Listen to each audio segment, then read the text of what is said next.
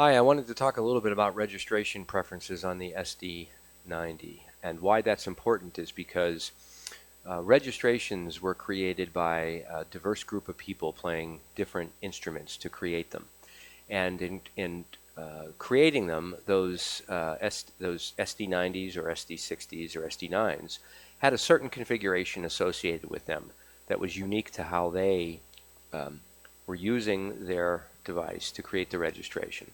And when you save a registration, it saves every parameter in the SD-90 that you have.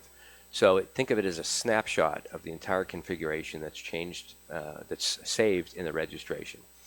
Now, when you load that, you may not want all of those settings in the way that they were saved by the person who composed those registrations. But rather, if you happen to be an accordion player, you want to keep the settings that you have on the SD-90 persistent and unaltered. So the way that that's done is you go into the preference settings and you basically turn off or filter out the ability to have registrations load or configure changes on your SD-90 as part of loading that particular registration. And it's quite simple, and there's at least 2 or 3 that you absolutely have to do, in my opinion, and the rest of them are sort of discretionary. They're up to you and what you want. I think, for example, Jerry has every one of them turned off. I only have a few of them turned off. So you'll have to make the decision what works for you in terms of making the registrations work well for you. So let me show you how this works. So you'll go into menu and you'll go into registration. And this is a menu of groupings and subgroupings of various parameters that are on the SD-90. And all of these parameters are saved in the registration. But when you load them, you may not want all those various parameters to be loaded and hence alter the configuration of your current SD-90. So for example, the 2 that are very important in my opinion is if you go into play mode, many of you may have these selected or some subset selected.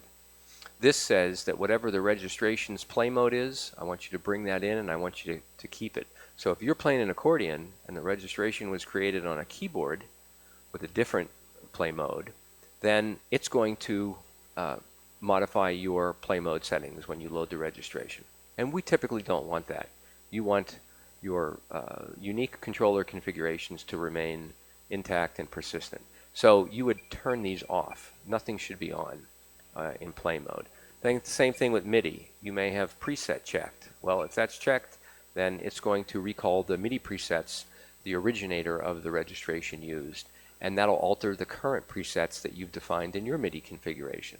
And of course, you don't want to do that.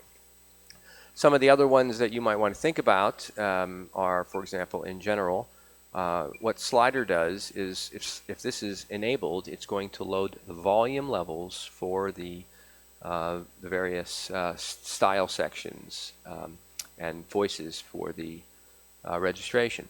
And that's nice because you'll get the exact mix, for example, that the originator created.